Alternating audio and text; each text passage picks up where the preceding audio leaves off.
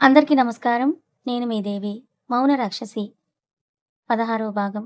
రచయిత స్వర్ణ గారు.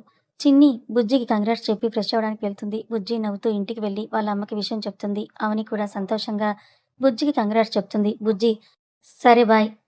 చిన్ని నేను కలిసి బయటికి వెళ్తున్నాం. అత్తయ్య లంచ్ అక్కడే చేయమందని చెప్పి ఫ్రెష్ అయ్యి చిన్ని ఇంటికి వెళ్తుంది.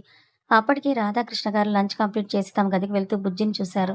ఏరా ఇలా వచ్చావన్నారు కృష్ణ గారు. చిన్నితో కలిసి బయటికి వెళ్దామని వచ్చాను తాతయ్య అంది బుజ్జి. రాధగారు ఎండలో ఎక్కడికి తల్లి? అంత ఎండగా ఏం లేదులే బామ్మ, సరదాగా అలా వెళ్ళేసి వస్తామంది. సరే జాగ్రత్త అని చెప్పి వెళ్ళిపోతారు. బుజ్జి, చిన్ని, జానకి గారితో కబుర్లు చెప్తూ లంచ్ కంప్లీట్ చేస్తారు. వెళ్దామా అంది. చిన్నికి ఒకసారి వాళ్ళ నాన్నని చూడాలని ఉంది. అందుకే నువ్వు పద, నా ఫోన్ రూమ్లో ఉంది, తెస్తానని అంది. జానకి గారు కిచెన్లోకి వెళ్తే బుజ్జి సరే అని వెళ్తుంది. చిన్ని తన రూమ్కి వెళ్ళి ఫాస్ట్గా ఫోన్ తీసుకుని వచ్చి రఘురాం గారి రూమ్ బయట నిల్చొని రూమ్లోకి చూసింది. రఘురాం గారు తినేసి అప్పుడే అలా ఓ కొనుక్కు తీసేందుకు కళ్ళు మూస్తారు. రఘురాం గారు పడుకొని ఉండడం చూసిన చిన్ని హమ్మయ్య అని అనుకుని మెల్లిగా పిల్లిలాగా రూమ్లోకెళ్ళి ఆయన్ని చూసింది. కాలికి ఉన్న దెబ్బను చూడగానే బాధగా అనిపించి ముట్టుకోపోయి వెంటనే లేస్తారేమో అని చెయ్యి వెనక్కి తీసేసింది. కొంచెం సేపు కంటి నిండా ఆయన్ని చూసుకొని ఫాస్ట్గా అక్కడి నుంచి బయటకు వచ్చేసింది. చిన్ని ఆ గదిలోకి వెళ్ళడం చూసిన జానకి గారు చిన్ని వెనకే వెళ్తారు. చిన్ని బాధపడ్డం చూసి బాధగా చిన్ని వెళ్తున్న వైపే చూశారు. బుజ్జి బయటకొచ్చి కళ్ళనీళ్ళు తుడుచుకుంటున్న చిన్నిని మిర్రర్‌లో నుంచి చూసి నిట్టూర్చి, ఆయన ప్రేమ దీనికి అర్థం కాదు. దీని బాధ ఆయన అర్థం చేసుకోలేడు. ఏంటో వీళ్ళిద్దరూ ఎవరికీ అర్థం కారు అనుకుని తల కొట్టుకోలేక చిన్ని ఇంకా ఎంతసేపు నడిచింది. చిన్నిని చూడనట్టుగా నటిస్తూ చిన్ని వస్తున్నా అంటూ వచ్చి స్కూటీ ఎక్కింది. ఏమైందే మొహం అలా ఉంది అని అంది స్కూటీ స్టార్ట్ చేస్తూ బుజ్జి. ఎలా ఉంది? బానే ఉన్నానుగా. సరే చెప్పు. ఎక్కడికి వెళ్తున్నాం? అడిగింది చిన్ని. ముందు సినిమాకి వెళ్దాం. ఆ తర్వాత ఐస్ క్రీమ్ పార్లర్‌కి, తర్వాత రెస్టారెంట్‌కి వెళ్ళి ఫుడ్ పార్సెల్స్ తీసుకొని మన బస్తీ బాష్ దగ్గరికి వెళ్దాం అంది బుజ్జి. చిన్ని నవ్వుతూ సరే అంది. బుజ్జి సేమ్ ప్లాన్ అభికి కూడా మెసేజ్ చేస్తుంది. అభి అది చూసి ఏదో ఒకటి చేసి తను కూడా వెళ్దాం అనుకుంటాడు కానీ అర్జెంట్ మీటింగ్ వల్ల వెళ్ళలేకపోతాడు. బుజ్జి వాళ్ళు అనుకున్నట్టుగానే ముందుగా మూవీకి వెళ్ళి ఫుల్‌గా ఎంజాయ్ చేశారు. అక్కడి నుంచి ఐస్ క్రీమ్ పార్లర్‌కి వెళ్ళి ఫుల్‌గా ఐస్ క్రీమ్ లాగించేసి రెస్టారెంట్‌లో ఫుడ్ పార్సెల్స్ తీసుకొని పక్క బస్తీలో ఉండే పిల్లల దగ్గరికి వెళ్తారు. చిన్ని హైదరాబాద్‌కొచ్చిన తర్వాత ఒకరోజు గుడిలో వీళ్ళు పరిచయమవుతారు. అప్పటినుంచి హైదరాబాద్‌లో తను ఎక్కువగా కలిసి స్పెండ్ చేసేది గుడిలో ఆ కన్నయ్యతో, ఇక్కడ ఈ బస్తీ పిల్లలతో. తను చదువుకునే రోజుల్లో చిన్న చిన్న పిల్లలుగా ఉన్న వీళ్ళు ఇప్పుడు చదువుకునే వయసుకి వచ్చారు. చిన్ని తనకి వచ్చే శాలరీలో సగం వీళ్ళ కోసమే ఖర్చు పెట్టి వీళ్ళని చదివిస్తోంది. వీళ్ళ బాగోగులన్నీ కూడా చూస్తుంది. బుజ్జి కూడా చిన్నిని ఫస్ట్ టైం వీళ్ళతోనే చూసింది. బుజ్జి, చిన్ని వాళ్ళ హ్యాపీనెస్‌ని వీలైతే వీళ్ళతోనే పంచుకుంటారు. అప్పటికే ఈవినింగ్ టైం అవడంతో బుజ్జి అభికి లొకేషన్ షేర్ చేస్తుంది. అభి కూడా అక్కడికి వెళ్తాడు. బుజ్జి, చిన్ని ఇద్దరు వాళ్ళకి పార్సెల్స్ ఇచ్చి 8 వరకు వాళ్ళతోనే ఆడుతూ కబుర్లు చెప్పుకుంటూ ఉన్నారు. అభి, చిన్ని అంతగా మాట్లాడడం, అంత బాగా ఆడడం ఫస్ట్ టైం చూస్తుండడంతో దగ్గరికి వెళ్తే తనకి కంఫర్ట్‌గా ఉండదని దూరం నుంచే నవ్వుతూ చూస్తున్నాడు. అప్పటి వరకు భారంగా ఉన్న అభి మనసు చిన్ని నవ్వుని చూడగానే తేలిగ్గా మారిపోయింది. బుజ్జి, చిన్ని ఇద్దరు వాళ్ళకి బాయ్ చెప్పి ఇంటికి స్టార్ట్ అవుతారు. అభి వాళ్ళని దూరం నుంచే ఫాలో చేస్తాడు. హాస్పిటల్ నుంచి ఇంటికొచ్చిన కార్తీక్ చిన్ని కనపడక ఇల్లంతా వెతికి జానకి గారిని అడుగుతారు. బుజ్జితో కలిసి బయటికి వెళ్ళిందిరా అంటుంది జానకి. ఏంటమ్మా ఈ టైం వరకా? టైం చూడు అని కంగారుగా ఫోన్ చేయబోతాడు కార్తీక్. రేయ్ నిన్నటి వరకు అది ఉందో పోయిందో కూడా పట్టించుకోని నువ్వు ఈరోజు అది రావడం గంట లేట్ అయితేనే ఇంతలా హంగామా చేస్తున్నావా అని అడిగింది జానకి గారు. ఆ మాటకి ఫోన్ చేసేవాడలా ఆగిపోయి ఆవిడని చూసి చిన్నగా నవ్వును బదులిచ్చి చిన్నికి ఫోన్ చేస్తూ బయటకు వెళ్తాడు. ఆ నవ్వులో ఉన్న సమాధానం ఏంటో జానకి గారికి అర్థం కాలేదు. చిన్ని వాళ్ళు ఇంట్లోకి ఎంటర్ అవ్వడం, చిన్ని ఫోన్ రింగ్ అవ్వడం ఒకేసారి జరుగుతాయి. కార్తీక్ వాళ్ళని చూసి ఫోన్ కట్ చేశాడు. బుజ్జి స్కూటీ పార్క్ చేసి కార్తీక్‌ని చూసి హాయ్ కార్తీక్ గారు అంది. హాయ్ బుజ్జి అన్నాడు. బుజ్జి షాక్ అయి అలాగే చూస్తుంది. ఇప్పటివరకు కార్తీక్ తనని నువ్వు, మీరు అనే అన్నాడు కానీ ఎప్పుడు పేరు పెట్టే పిలవలేదు. అలా అని మరి అంత క్లోజ్‌గా బుజ్జి అని కూడా అనలేదు. కార్తీక్ బుజ్జి ఎక్స్‌ప్రెషన్ చూసి మనసులోనే నవ్వుకుంటూ దగ్గరికి వెళ్లి ఈ టైం వరకు ఎక్కడికి వెళ్లారు చిన్ని? అమ్మ కంగారు పడుతుంది పదండి అన్నాడు వాళ్ళని లోపలికి పిలుస్తూ. బుజ్జి షాక్ నుంచి తేరుకొని కార్తీక్‌ని చూసి అత్తయ్య కంగారు పడుతున్నారా? లేదా నువ్వా? అని అంది కార్తీక్ ఫోన్ చేయడం గుర్తొచ్చి. అమ్మే అన్నాడు బుజ్జిని చూసి. ఓహో! అని దీర్ఘం తీసి వాళ్ళ వెనకే లోపలికి వెళ్ళింది. బుజ్జి వాళ్ళ ఇంట్లోకి వెళ్ళే వరకు ఉండి తర్వాత ఇంటికి వెళ్తాడవి. జానకి గారు చిన్నిని చూసి ఫ్రెష్ అయ్యిరా డిన్నర్ చేద్దాం అన్నారు. సరే అమ్మా అని కృష్ణ రాధగారులతో కొంచెం సేపు మాట్లాడి రూమ్‌కి వెళ్తుంది. బుజ్జి కూడా ఇక ఇంటికి వెళ్తా అన్నది. తినేసి వెళ్ళమంటే అమ్మ వెయిట్ చేస్తుంది అత్తయ్య. పొద్దున్నే టిఫిన్‌కొచ్చేస్తాలే అని నవ్వుతూ చెప్పి బయలుదేరింది. కార్తీక్ బుజ్జి వెళ్ళడం చూసి ఏదో ఫోనొచ్చినట్టుగా యాక్ట్ చేసి బుజ్జి వెనకే వెళ్తాడు. ఓయ్ బుజ్జి పాప అని అన్నాడు. బుజ్జి వెనక్కి తిరిగి ఏంటి అంది షాక్‌తో. కార్తీక్ ఒకసారి చుట్టూ చూసి బుజ్జి చెయ్యి పట్టుకొని పక్కకి లాక్కెళ్ళి గోడకి లాక్ చేశాడు. బుజ్జి కార్తీక్‌ని అంత దగ్గరగా చూడటంతో ఒక్కసారి ఫ్రీజ్ అయిపోయింది. కార్తీక్ నవ్వుతూ బుజ్జిని చూసి గాలికి ఎగురుతున్న తన ముంగురులని చెవి వెనక్కి సర్దుతూ ఎందుకంత షాకవుతున్నావ్? అన్నాడు. కార్తీక్ మాటలకి షాక్ నుంచి తేరుకొని నువ్వు అన్ని షాకులిస్తున్నావు మరి అని అంది. నేనా? నేనేం చేశాను? అన్నాడు అమాయకంగా. పాప ఏంటి పాప? అంది కొంచెం కోపంగా. నచ్చిందిగా నీకు? అన్నాడు బుజ్జి కళ్ళలోకి చూస్తూ. నచ్చడమేంటి? నాకు నచ్చలేదు అంది కోపంగా. అరె! ఇప్పుడు నేనేమన్నానే నిన్ను?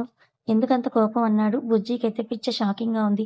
కార్తీక్ తనతో అంత చనువుగా మాట్లాడడం, బుజ్జి గుండె వేగం పెరిగిపోవడం కార్తీక్‌కి తెలుస్తూనే ఉంది. మనసులోనే నవ్వుకుంటూ బుజ్జి తనని అలానే చూడ్డం చూసి ఏంటే అలా చూస్తున్నావ్? కొంపదీసి పడిపోయావా? అని అన్నాడు.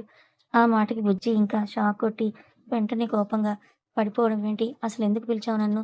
జరుగు నేను వెళ్ళాలి అని అంది కార్తీక్‌ని పక్కకి నెట్టడానికి ట్రై చేస్తూ. కార్తీక్ ఇంచు కూడా కదలకుండా బుజ్జికి ఇంకా దగ్గరగా వెళ్తూ చెవిలో నువ్వంటే నాకు చాలా ఇష్టం. ఎంత అంటే తెలీదు. నీ మీదొట్టు. చచ్చే వరకు నీ చెయ్యి వదలను అన్నాడు. కార్తీక్ శ్వాస కూడా వెచ్చగా తన మెడని తాకుతుంటే బుజ్జికి చేతులు వణుకుతున్నాయి. కార్తీక్ మాటలకి బుజ్జి ఇంకా ఆశ్చర్యపోయింది. కార్తీక్ నవ్వుతూ పక్కకి జరిగి చేతులు కట్టుకొని బుజ్జి వైపే తిరిగి గోడకు ఆనుకొని బుజ్జినే చూస్తూ నిల్చున్నాడు. బుజ్జి చాలా సేపటి వరకు షాక్‌లోనే ఉంది. ఆ షాక్ నుంచి తేరుకొని కంగారుగా చుట్టూ చూసి పక్కన ఉన్న కార్తీక్ కనపడగానే ఫాస్ట్‌గా వెళ్ళిపోవాలనుకుని 2 అడుగులు వేయగానే కార్తీక్ బుజ్జికి అడ్డుపడ్డాడు. బుజ్జి కోపంగా కార్తీక్‌ని చూసింది. కార్తీక్ నవ్వుతూ గుడ్ నైట్ అని చెప్పి పక్కకి తప్పుకున్నాడు. బుజ్జి అక్కడి నుంచి ఎంత ఫాస్ట్‌గా వెళ్ళిందో తనకే తెలీదు. అభి ఫ్రెష్ అయ్యి డిన్నర్ చేయడానికి బుజ్జి కోసం వెయిట్ చేస్తున్నాడు. బుజ్జి ఫాస్ట్‌గా తన రూమ్‌లోకి వెళ్లి డోర్ లాక్ చేసుకొని షవర్ కింద నిల్చుంది. అభి బుజ్జిని చూసి ఇందాకటి వరకు బానే ఉందిగా ఏమైంది దీనికి? అనుకుని ఫోన్ రింగ్ అయితే దాని వైపు చూశాడు.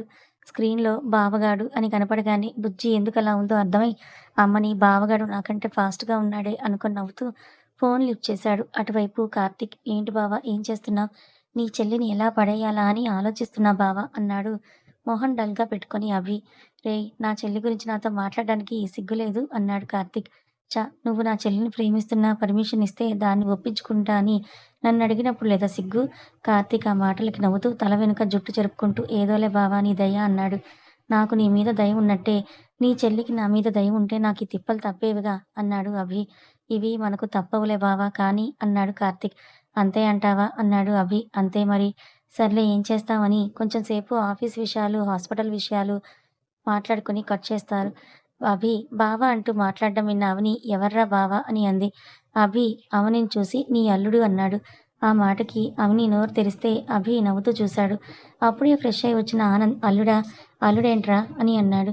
అభి మరి బుజ్జి మొగుడు అంటే మీకు అల్లుడేగా అన్నాడు. అవని, ఆనంద్ ఇద్దరూ షాక్‌లో ఒకరి మొహాలొకరు చూసుకొని అభిని చూశారు. అభి ఇద్దరిని చూసి ఉదయం కార్తీక్‌తో మాట్లాడిన విషయం చెప్తాడు.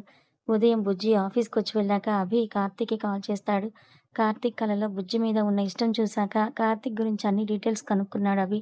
అన్నోన్ నెంబర్ నుంచి కాల్ లిఫ్ట్ చేసిన కార్తీక్ హలో అని అన్నాడు. ఏంటి బాస్ ఈ మధ్య శృతి వెంట పడుతున్నావు అన్నాడు. ఆ మాటకు కార్తీక్ షాక్ అయి ఎవరు నువ్వు అన్నాడు. అరే నా గురించి ఎందుకు బాస్ నేనడిగిన విషయం చెప్పు ఏంటి లవ్వా?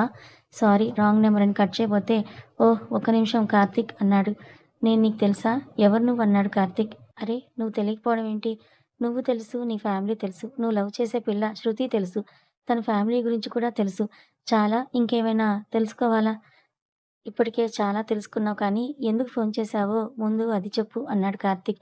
ఎందుకేంటి? మీరు లవ్ చేసుకుంటున్నారు కదా! పెళ్లి చేద్దామని. ఆ! చెయ్యరా?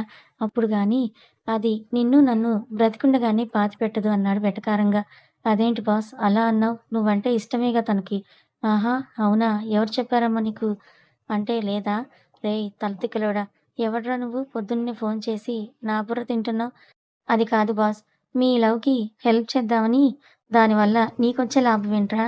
ఏముంది బాస్ పుణ్యం వస్తుంది అని అంటాడు అభి. ఆహా! అది కాదు కానీ మ్యాటర్‌కి రా నాన్న. హిహి నువ్వు చాలా తెలివైనోడివి బాస్. చాలా ఎక్కువైందిరోయ్! Okay boss. డైరెక్ట్‌గా మ్యాటర్‌కే వచ్చేద్దాం. నువ్వు మీ చెల్లిని నాకు సెట్ చేయాలి. కార్తీక్ ఆ మాట వినగానే సర్రున బీపీ రైజ్ అయ్యి రేయ్! అని అరిచాడు. ఆ అరుపుకి అభి ఒక్క నిమిషం ఫోన్ పక్కకు జరిపి మళ్ళీ చెవి దగ్గర పెట్టుకున్నాడు. కార్తీక్ కోపం కంట్రోల్ చేసుకొని నవ్వుతూ రేయ్! నా చెల్లి కావాలా? అన్నాడు. అప్పుడే కోపంతో అరిచి వెంటనే నవ్వుతున్న కార్తీక్ బిహేవియర్‌కి అభి కొంచెం షాకయి ఆ! అన్నాడు. సరే నీకు అడ్రెస్ ఇస్తాను. అక్కడికి వెళ్లి మిస్టర్ అభిమన్యు అని ఒకడుంటాడు. వాడిని కలువు అన్నాడు. కార్తీక్ నోటి వెంట తన పేరు విని షాకయి ఎవరు బాస్ అతను? అన్నాడు. కార్తీక్ ఎందుకు తన పేరు చెప్తున్నాడో తెలుసుకోవాలని. నా చెల్లికి మొగుడు. నాకు బావ. ఇంకా చెప్పాలంటే నీకు యముడు అని అన్నాడు కార్తీక్. ఛ! అంత పోటుగాడా? అన్నాడు కార్తీక్ తన గురించి చెప్తుంటే సంతోషంగా. పోటుగాడో కాదో తెలీదు గానీ చిన్ని జోలికొస్తే మాత్రం నీకు ఖచ్చితంగా యముడే అన్నాడు. అలా అభి నవ్వుతూ మరి వాడి చెల్లి జోలికి నువ్వు వెళ్తున్నావుగా. అంత పోటుగాడే అయితే నిన్నెందుకు ఇంకా ఏం పీకలేదు? ఆ మాటకి కార్తీక్ నవ్వుతూ ఎందుకంటే నేను నీలా వంకరగాడిని కాదు కాబట్టి అని అన్నాడు. అవునా? ఇంకేమన్నా ఉందా? ఎందుకు బావా నీకు నా చెల్లంటే ఇష్టం అన్నాడు. కార్తీక్ షాకై బావా నువ్వా? అన్నాడు. అభి నవ్వుతూ నేనే బావా! నీ దృష్టిలో నాకు మంచి ఇంప్రెషనే ఉంది. కార్తీక్ నవ్వుతూ ఉంటే వెంటనే నాకు బుజ్జి అంటే ఇష్టమని నీకెలా తెలుసు అని అన్నాడు. ఒక ప్రేమికుడి కష్టాలు ఇంకో ప్రేమికుడిగా నాకే తెలుస్తాయిలే బావా! అని అన్నాడు అభి. కార్తీక్ నవ్వుతూ అంటే నేను బుజ్జిని లవ్ చేయడంలో మీకెలాంటి ఇబ్బంది లేదు కదా! అని అన్నాడు. దానికి కూడా నచ్చితే మీ పెళ్ళికి కూడా ఎలాంటి ఇబ్బంది లేదు అని అన్నాడు అభి. కార్తీక్ నువ్వు ఈ మాత్రం హామీ ఇస్తే చాల్లే బావా! నీ చెల్లి నాకు పడిపోయినట్టే. కాకపోతే నీ సహాయ సహకారాలు కావాలని అన్నాడు. రేయ్ బావా! నా చెల్లిని పడేయడానికి నా హెల్పే అడగడానికి సిగ్గులేదా నీకు? అని అన్నాడు అభి. మరి నా చెల్లిని సెట్ చేయమని నువ్వు నన్నడగడానికి నీకు లేదా సిగ్గు? అని అన్నాడు కార్తీక్. ఇద్దరూ ఒక్కసారి నవ్వుకున్నారు. వెంటనే పిఏ వచ్చి ఒక విషయం చెప్పడంతో అభికి కోపం వచ్చి నశాలానికి అంటుకుని సరే బావ ఆఫీస్‌లో ఉన్నాను. ఈవినింగ్ మాట్లాడుకుందాం అని అంటూ కాల్ కట్ చేసి పిఏతో వెళ్తాడు అభి. అభి, అవని ఆనందాలను చూసి కార్తీక్ చాలా మంచోడు అమ్మా. బుజ్జి అంటే చాలా ఇష్టం అతనికి. బుజ్జిని తనకిచ్చేస్తే తనని చాలా బాగా చూసుకుంటాడు అన్నాడు అభి. మీకు నచ్చితే మాకేం ప్రాబ్లమ్ లేదు నాన్న అన్నాడు ఆనంద్. అవని కూడా అదే మాట అనేసరికి అభి నవ్వుతూ ఇద్దరిని హగ్ చేసుకొని వదిలి బుజ్జి ఇంకా ఎంతసేపే ఆకలేస్తోంది త్వరగా రా అని కేకలేశాడు. అభి అరుపులు విని షాక్ నుంచి తేరుకొని ఫాస్ట్‌గా ఫ్రెష్ అయి వచ్చింది బుజ్జి. అందరూ కలిసి డిన్నర్ చేసి పడుకోవడానికి ఎవరి గదుల్లోకి వాళ్ళు వెళ్లారు. అభి తన గది బాల్కనీలో నుంచి దిగి చిన్ని రూమ్‌కి వెళ్ళాడు. ఉఫ్! దీన్ని పడేయడానికి నేను ఇంకెన్ని స్టంట్లు వెయ్యాలో ఏంటో అని అనుకుంటూ లోపలికి వెళ్ళాడు. డిన్నర్ చేసేసి వచ్చి రూమ్‌లో కూర్చొని రిజైన్ లెటర్‌ని మళ్ళీ చేస్తున్న చిన్నీని చూసి ఇది తనింకా మర్చిపోలేదా అనుకుని పేపర్ లాక్కొని చించేశాడు. చిన్ని అభిని కోపంగా చూసింది. ఆల్రెడీ చెప్పాను కదే! మళ్ళీ మళ్ళీ అదే పని చేస్తూ నాకు కోపాన్ని తెప్పించకు అన్నాడు అభి కోపంగా. నాకిష్టం వచ్చింది నేను చేస్తానంది కోపంగా చిన్ని. అభి చెయ్యి అని అన్నాడు తాపీగా ఆమె బెడ్ మీద కూర్చొని. రేయ్! ముందు బయటికి వెళ్ళు అని అంది కోపంగా చిన్ని. నీకు నచ్చింది నువ్వు చేసినప్పుడు నాకు నచ్చింది కూడా నేను చెయ్యాలిగా అన్నాడు అభి. నాకు కోపం తెప్పించకు. బయటికి వెళ్ళు అన్నది కోపంగా. అభి వెళ్ళను ఏం చేస్తావే అన్నాడు. చిన్ని కోపంగా పిల్లో తీసుకొని అభిని కొట్టి గట్టిగా అరుస్తుంది. అయినా కూడా అభి కదిలి మెదలకుండా అక్కడే కూర్చోవడం చూసి షాక్ అవుతుంది. చిన్ని అరుపు విని జానకి గారు పైకి వెళ్తుంటే కార్తీక్ ఆవిడ్ని మేనేజ్ చేసి రూమ్‌కి పంపుతాడు. చిన్నికి తన అరుపు విని కూడా ఎవరూ రాకపోవడం ఇంకా ఆశ్చర్యం అనిపిస్తుంది. ఇంకా ఏం చేస్తావని అన్నాడు. చిన్ని కోపంగా అభిని కొడుతుంది. అభి అన్నీ సైలెంట్‌గా భరిస్తూ ఉన్నాడు. చిన్ని కొట్టి కొట్టి అలసిపోయి అభిని కోపంగా చూసి తనే రూమ్‌లో నుంచి బయటకు వెళ్ళబోతే అభి చిన్నికి అడ్డుగా నిలబడి ఒక్క నిమిషం నేను చెప్పేది వినవే అని అంటాడు బాధగా. ఆ గొంతులో బాధ స్పష్టంగా చిన్ని మనసుని తాకింది. కానీ పైకి కనపడకుండా అదే కోపాన్ని నటిస్తూ వెళ్ళిపోబోతుంటే అభి చిన్ని చేయి పట్టుకొని కూర్చోపెట్టాడు. చిన్ని మళ్ళీ వెళ్ళబోతే మళ్ళీ కూర్చోపెట్టి చిన్ని చేతులు పట్టుకొని మోకాళ్ళ మీద కూర్చున్నాడు. అప్పటికే అభిని చూసిన చిన్నికి అభి కళ్ళల్లో ఉన్న నీటి పొర చిన్ని మనసుని కలుక్కుమనిపించింది. సైలెంట్‌గా కూర్చొని అభి బాధ కారణమేంటో అర్థం కాక చూస్తుంటే చిన్ని నేనొక తప్పు చేశానురా అని అన్నాడు బాధగా అభి. అభి ఏం చెప్తున్నాడో చిన్నికేమీ అర్థం కాలేదు. ఏం తప్పు అని నోటి వరకు వచ్చిన మాటను బయటికి రాకుండా ఆపేసి నువ్వు చేసేవే అవి కదా! అని అంది కోపంగా. అభి చిన్ని కళ్ళలోకి చూశాడు. చిన్ని కళ్ళల్లో కోపం చూసి నీ విషయంలో నేను చేసింది పొరపాటే ఒప్పుకుంటాను. కానీ ఈరోజు నేను చేసిన తప్పు ఒక కుటుంబం ప్రాణాల మీదకు వచ్చిందిరా అని అన్నాడు. ఆ మాటలు చెప్తున్నప్పుడు అభి గొంతు తడబడ్డం చిన్నికి తెలుస్తూనే ఉంది. అభి కన్నీటి బొట్టు వెచ్చగా తన చేతిని ముద్దాడగానే చిన్నికి ఏదో తెలియని బాధ మనసుని కమ్మేసింది. అభిని అలా చూడలేకపోయింది. ఏమైంది? అని అంది చిన్ని. అభి ఇంకా తలదించుకొని ఒకే ఒక క్షణం నేను వెళ్ళడం లేట్ అయ్యుంటే వాళ్ళ ప్రాణాలు పోయేవిరా అని అన్నాడు. బాధపడుతున్న అభిని చూసిన చిన్నికి ఏం జరిగిందో పూర్తిగా అర్థం కాలేదు. కానీ అభి చేసిన తప్పు ఎవరికో తీరని నష్టం కలిగించబోయిందని మాత్రం ఆమెకు అర్థమైంది. బాధపడుతున్న అభి మాటలను వింటుంటే విషయం పూర్తిగా అర్థం కాకపోయినా అభి వల్ల ఎవరికో తీరని నష్టం కలిగించబోయిందని ఆమెకు అర్థమైంది. అసలు ఏం జరిగిందో పూర్తిగా తెలుసుకోవాలని, ఏం జరిగిందో చెప్తావా అని అంది.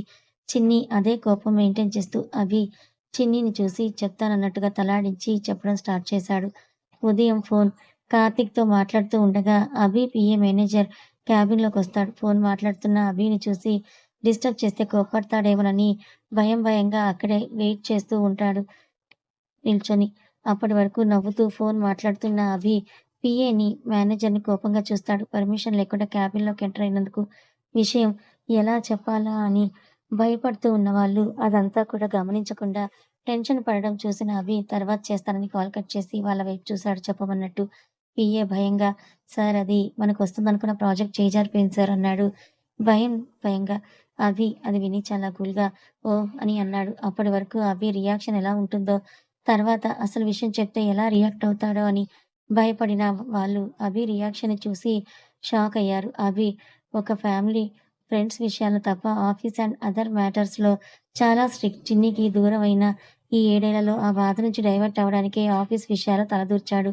ఆఫీసులో తనకంటూ ఒక పొజిషన్ తీసుకోకుండానే అన్ని విషయాలు గమనించడం, ఎవరి నుంచైనా ప్రాబ్లమ్ వస్తే సాల్వ్ చేయడం, ముందు నుంచి నవ్వుతూ వెనక వెన్నుపోటు పొడిచే వాళ్ళని ఏది పారేయడం, ప్రాజెక్ట్స్ చేయడం అన్నీ చేసేవాడు. కానీ చేసేది తనే అని ఒక్క మేనేజర్‌కి, వాళ్ళ నాన్న పీఏకి తప్ప వాళ్ళ నాన్నకు కూడా తెలీదు. బిజినెస్ సర్కిల్‌లో వాళ్ళ నాన్న ఎదగడం తట్టుకోలేని కొంతమంది వెన్నుపోటు పొడవాలని, దెబ్బ కొట్టాలని అడ్డదారులు ఎంచుకున్నారు.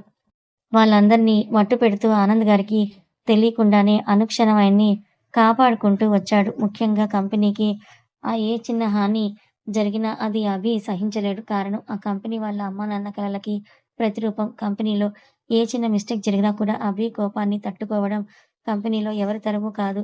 కంపెనీ విషయాల్లో ఇంత స్ట్రిక్ట్‌గా ఉన్న అభికి చిన్ని వర్క్ చేసేది వాళ్ళ కంపెనీలోనే అయితే తెలియకుండా అలా ఎలా ఉంటుందని మీకు డౌట్ రావచ్చు. ఖచ్చితంగా తెలీదు. ఎందుకంటే అభి తెర వెనుక ఉండే ఇదంతా నడిపిస్తాడు కాబట్టి. అందులో ఎంప్లాయీస్ డీటెయిల్స్ అన్నీ మేనేజర్ ఇంకా ఆనంద్ గారే చూసుకుంటారు కనుక అభికి వాళ్ళ డీటెయిల్స్ ఏవీ తెలియవు. ప్రాబ్లమ్స్ కాంప్లికేట్ అయ్యి ఇక ఆనంద్ గారు మేనేజ్ చేయలేరు అని అభికి అనిపిస్తే అప్పుడు తను ఎంప్లాయీస్ విషయంలో ఎంటర్ అవుతాడు. ఇప్పుడు వచ్చిన పీఏని అభి వాళ్ళ నాన్న ఆనంద్‌కి ఒకప్పుడు పీఏ. అభి కోపం గురించి పూర్తిగా తెలిసిన వాళ్ళు కనుక అంత భయపడుతున్నారు. అభి విషయం చెప్పి కూడా ఇంకా అక్కడే నిల్చున్న పీఏని చూసి ఎనీథింగ్ ఎల్స్ అని అన్నాడు ల్యాప్‌టాప్‌లో వర్క్ చేస్తూ. మేనేజర్ అది సార్ ఈ ప్రాజెక్ట్ అవతలి వాళ్ళు మనకంటే బాగా ప్రెజెంట్ చేయడం వల్ల వాళ్ళకి వెళ్ళలేదు సార్ అని గట్టిగా ఊపిరి తీసుకొని మన కంపెనీ నుంచి డీటెయిల్స్ లీక్ అయ్యాయి. కంప్లీట్ కోడ్‌ను లీక్ చేశారన్నాడు భయంతో. అంతే ఆ మాట వినగానే అభి కళ్ళు కోపంతో ఎర్రబడ్డాయి. అభి వాట్ అని అరిచాడు లేచి నిల్చుని. అరిచాడనడం కంటే గర్జించాడు అనడం కరెక్ట్. ఆ అరుపుకి వాళ్ళు ఒక అడుగు వెనక్కి వేసి అభిని చూశారు. ఇంత జరుగుతుంటే what the hell you people doing అని అరిచాడు అభి. పీఏ సారీ సార్ ఇలా జరుగుతుందని మేము ఊహించలేదు. అవి ఎలా లీక్ అయ్యాయో మాకు అర్థం కావడం లేదు అని ఇంకా ఏదో చెప్పబోతూ ఉంటే అభి చాలు అన్నట్టుగా చెయ్యి అడ్డు పెట్టాడు. పీఏ టక్కున నోరు మూసుకొని అభిని చూశాడు. నాకెలాంటి ఎక్స్‌ప్లనేషన్ అక్కర్లేదు.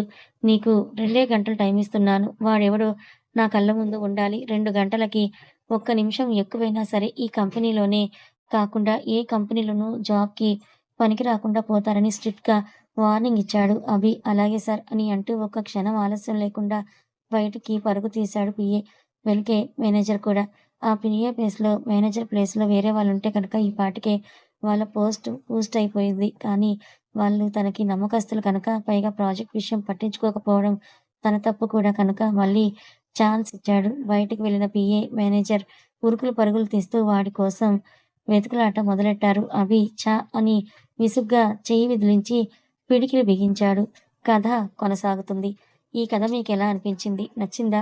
నచ్చితే లైక్ చేయండి. మరికొంతమందికి షేర్ చేయండి. ఇలాంటి మరిన్ని మంచి కథల కోసం మన ఛానల్‌ని సబ్స్క్రైబ్ చేసుకోండి. Thank you so much.